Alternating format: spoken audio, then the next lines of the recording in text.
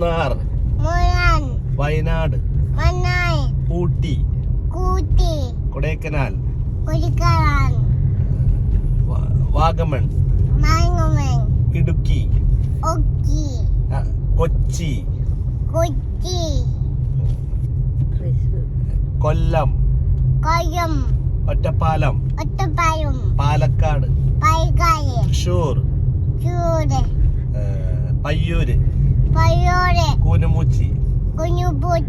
Guruvayur, Thiruvananthapuram, Kunnamkulam,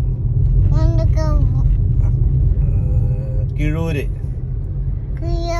വാടാനക്കുറിശി, Pattambi, Thirumittacode, Thalassery,